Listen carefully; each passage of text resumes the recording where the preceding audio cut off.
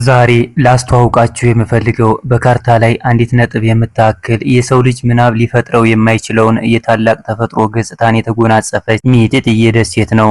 በህንድ ውቅያኖስ ሰማያዊ ግርማ ተከባ ከአፍሪካ ቀንድና ከአረብ ምድር ወዲያ ማዶ የምትገኘው የምድር እንግዳ የታሪክ ምስክርና የተፈጥሮ ንግስት ናት። ይቺ ደሴት ጊዜን አሸንፋ ለሺህ ዓመታት የራሷን ህልውና ለብቻዋ ስትቀርጽ ኖራለች። ሶኮትራ ደሴት ትባላለች።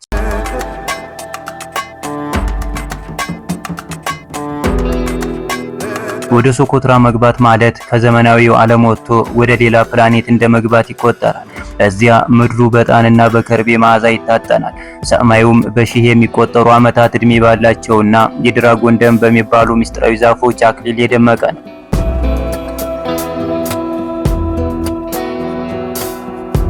ሶኮትራ ዝም ብላ መሬት አይደለች። እሷ በውቅያኖስ መሃል ያለች የዝግመተ ለውጥ ወይም ኢቮሉሽን ሕያው ቤተ መጻሕፍት ናት። ከሰማይ የወረዱ የሚመስሉ ጥንታዊ ዋሻዎቿና በማንኛውም የምድር ክፍል የማይገኙ እንግዳ የሆኑ የእጽዋት ዝርያዎቿ ምን ያህል ባለቅኔ መሆኗን ያሳያሉ።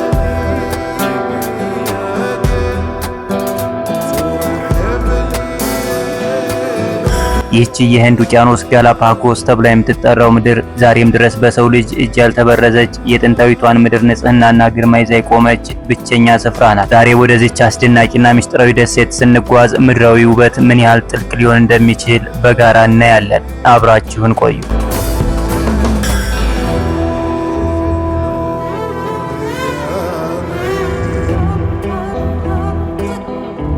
በሶኮትራ ደሴት ላይ የሚመራ ህይወት ከዘመናዊው ዓለም ጫጫታ ወጥቶ ወደ ተረጋጋና ወደ ጥንታዊው የተፈጥሮ ሚዛን የመመለስ ያህል ነው ይባላል። የሶኮትሮያን ህዝብ ኑሮ በግርማና በቅንጦት ሳይሆን በጽናትና ከተፈጥሮ ጋር ባላቸው ጥልቅ ትስስር የተሞላ ነው።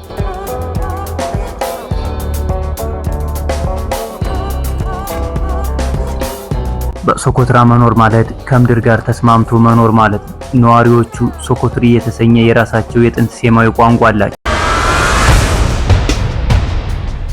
በተራራማው የደሴቲቱ ክፍል የሚኖሩት ሶኮትራውያን በፍየልና በከብት እርባታ ይተዳደራሉ። የፍየሎቻቸው ወተትና ስጋ ዋነኛ ምግባቸው ሲሆን ከብቶቻቸውን ይዘው በየወቅቱ የግጦሽ ቦታ ይቀያይራሉ።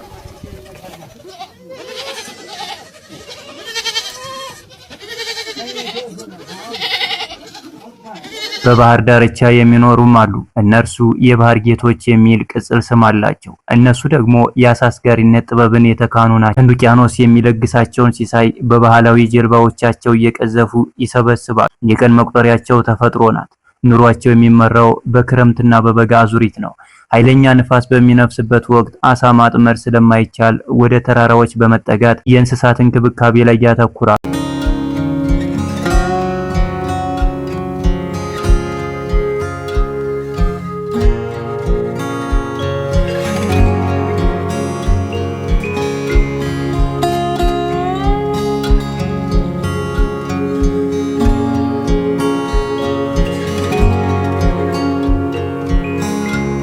አንድ እንግዳ ወደ ሶኮትራ ቤት ሲመጣ የሚቀርብለት የመጀመሪያው ነገር ጣፋጭ ሻይና ቴምር። ይህ በደሴቲቱ ላይ ያለ የማይጣስ የክብር ህግ ነው።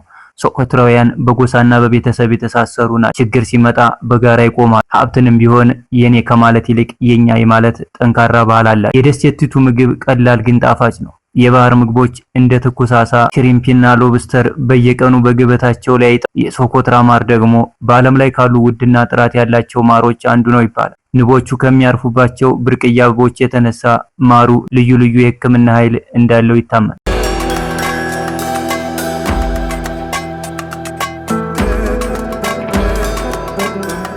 በሶኮትራ ደሴት ላይ ጥላቻና ወንጀል በጣም ብርቅ ናቸው። ነዋሪዎቿ እርስ በርሳቸው የሚተማመኑ በመሆናቸው ቤታቸውን እንኳን ሳይቆልፉ የሚያርፉባቸው መንደሮች ብዙ ናቸው። ይህም ኑሮውን ከቁሳዊ ብልጽግና ይልቅ በመንፈሳዊ ሰላም የተሞላ ያደርገዋል።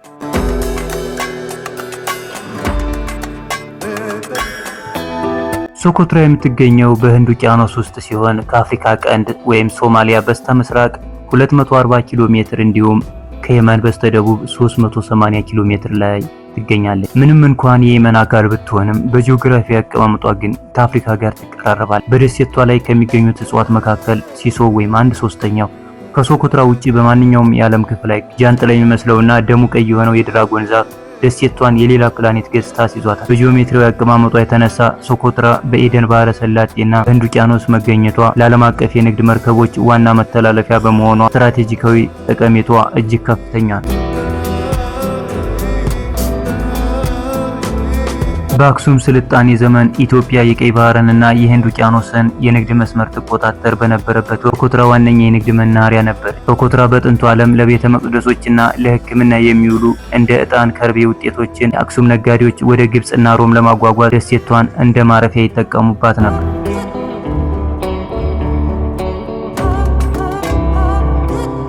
እኛ ጋር ዛፍ ሲቆረጥ አረንጓዴ ልማት ብለን እንጮሃል። ሶኮትራዎች ጋር ግን ዛፍ መቁረጥ እንደ ወንጀል ብቻ ሳይሆን ሰው እንደ መቁረጥ ነው የሚታይ። አንድን ዛፍ ብትነካ ደሴቱ በሙሉ ሊያሳድድ ይችላል።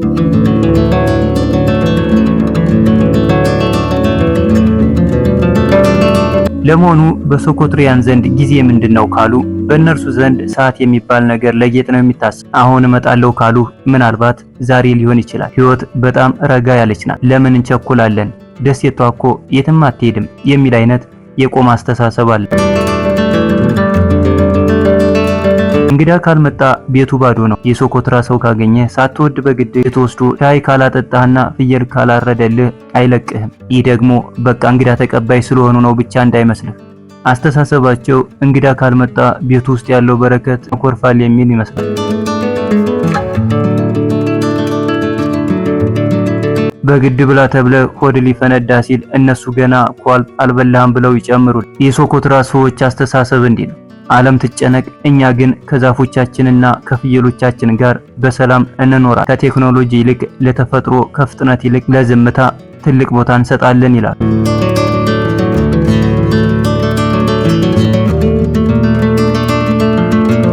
በሶኮትራ ፍቅር የሚጀምረው በዋትስአፕ ሳይሆን በአባትህ ምርጫ ነው።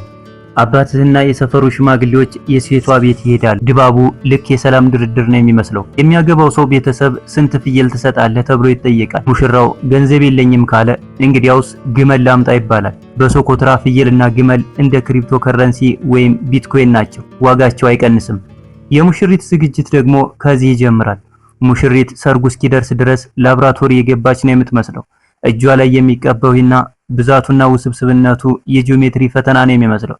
አንዳንዴ እጇ ላይ የተሳለው ካርታ የደሴቷን መውጫ መንገድ የሚጠቁም ነው እንዴ ያስብላል። በልዩ ጣንታ ጥና ስትወጣ ማዕዛዋ ከ5 ኪሎ ሜትር ርቀት ላይ እዚህ ጋር ሰርግ አለ ብሎ አዋጅ ያውጃል። ሰርጉ ሲጀመር ድግስ ሳይሆን የኦሎምፒክ ውድድር ነው የሚመስል። ወንዶች ሰይፋቸውን ይዘው ሲዘሉ ሰርግ ሳይሆን የመስቀል ጦርነት የሚሄዱ ይመስላሉ። አንዱ ሌላውን ሳይቆርጠው መጨፈር ትልቅ ጥበብ ነው።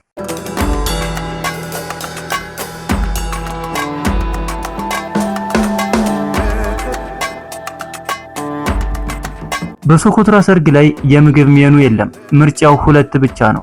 ሩዝ በበግ ስጋ፣ ሩዝ በፍየል ስጋ።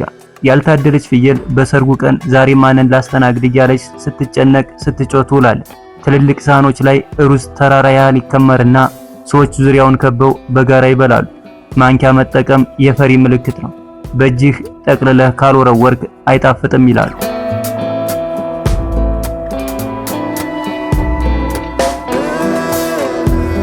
የሶኮትራ ሰዎች ደም የሚመስል ቀይ ሙጫ የሚወጣውን የድራጎን ደም ዛፍ እንደ ፋርማሲ ነው የሚያዩት። ቁስል ሲያጋጥማቸው ሆዳቸውን ሲቆርጣቸው ወይም ደግሞ ሆዳቸው እንዲያምር ሲፈልጉ ያንን ቀይ ሙጫ ይቀባሉ። ቱሪስቶች ይህ ምንድነው ብለው ሲደነቁ፣ እነሱ ግን አረ ይሄማ የሁሉ ነገር መፍትሄ ነው ብለው በኩራት ይነግሯቸው።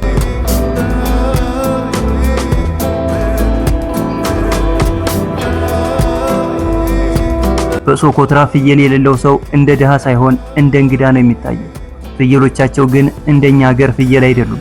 በጣም ጩኸታሞችና ድንጋይ ላይ ተንጠላጥለው ምን ልታመጣ ነው በሚል እይታ የሚያዩህ ናቸው። የአካባቢው ሰዎች ፍየሎቻቸውን በስማቸው ጠርተው ሊያናግሯቸው ይችላል። ሰዎቹ የሚናገሩት የራሳቸው የሆነ ሶኮትሪ የተባለ ጥንታዊ ቋንቋ አላቸው። ቋንቋው ጽሑፍ የለውም፣ በቃ በንግግር ብቻ ነው። አንዳንዴ በሩቁ ነው ሲያወሩ ወይም ሲጣሩ ልክ እንደ ወፍ የሚጮሁ ወይም የሚያፏጩ ሊመስል ይችላል። ወሬው አልቆ ነው ወይስ ዜማ እየለወጡ ነው ብለ ግራ መጋባት አይቀርም።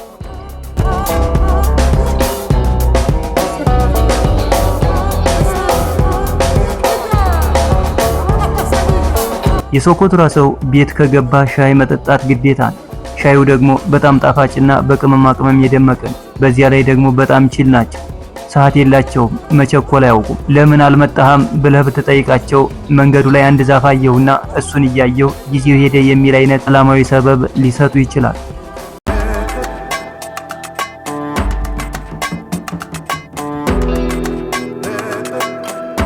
ኢንተርኔት በደሴቱ ላይ ብርቅ ነው።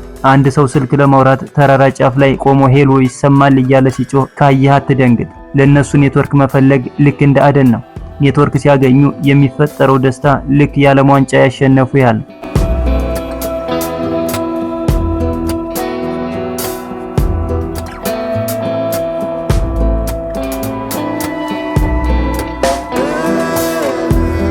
ስለ ሶኮትራ ደሴት ስታስብ የሰው ልጅ ገና ያልረገጣት ፕላኔት እንደመጣ ቁጠር። ይቺ ደሴት የየመን አካል ብትሆንም መልክዓ ምድሯ ግን ከምድር ይልቅ ማርስን ይመስላል። በደሴቷ ላይ ትምህርት ቤቶች አሉ። ነገር ግን እንደኛ ሀገር ካፌ የት ነው ወይም ላይብራሪ እንገናኝ የሚባልበት የዩኒቨርሲቲ ህይወት ብዙም አይታሰብም። አብዛኛው ትምህርት መሰረታዊ ሲሆን፣ ትልቁ ትምህርት ግን ተፈጥሮን መጠበቅ ነው። ተማሪዎች ከደብተር ይልቅ ድራጎን ብለር ትሪ እንዴት እንደሚንከባከቡ የሚማሩ ይመስላል።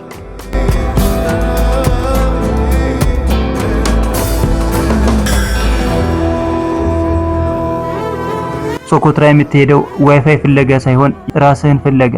ኢንተርኔት አለ፣ ግን ፎቶ አፕሎድ እስኪሆን ድረስ ዛፍ በቅሎ ፍሬ ሊያፈራ ይችላል። ልክ እንደ መጀመሪያው የሰው ልጅ መኖር ከፈለግ ሶኮትራ ምርጥ ቦታ ነው።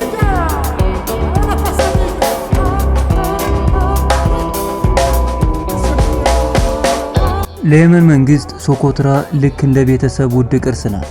በወረቀት ላይ የእኔ ናት ይላሉ፣ በካርታ ላይም የእነርሱ መሆኗን ያሰምሩበታል። ነገር ግን ቁልፉ ያለው ሌላ ሰው እጅ እንደሆነ ያውቁታል። ልክ የራስን መኪና ጎረቤትህ እየነዳው የኔ እኮ ነው ብሎ እንደማጽናናት ማለት ነው።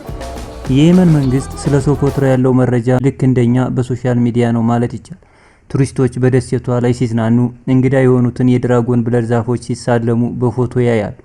መንግስት በልቡ አረኔም እኮ እዚያ ባለስልጣን ነበርኩ እያለ ትዝታውን ያድሳል። መንግስት ስለ ሶኮትራ በብዛት የሚያወራው የሆነ ነገር ሲፈጠር ነው። ኢሚሬትስ የሆነ ነገር ስትሰራ ሉዓላዊነታችን ተደፈረ ብሎ መግለጫ ይዋጣል። ሰላም ሲሆን የቱሪዝም መዳረሻችን ናት ብሎ ይፎክራል።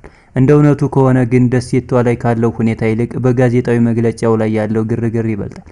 የየመን ባለስልጣናት ሶኮትራ ለመሄድ ቪዛ ባያስፈልጋቸውም ሂደቱ ግን የሌላ ሀገር የሚመስል ስሜት አለው። ደሴቷ ላይ የየመን አካል ከመሆን ይልቅ የራሷ የሆነ ፕላኔት ወይም የዱባይ ትንሽዬ ግዛት እየመሰለች ስለመጣች መንግስትም እንኳን በደህና መጣችሁ የሚለውን ፖስተር በሩቁ ቆሞ ያነባል። የየመን መንግስት ሶኮትራን የሚያያት በጣም የምትቆነጅ ግን ሌላ ሰው ጋይድ እያደረጋት ያለች ያክስቱ ልጅ አድርጎ ነው።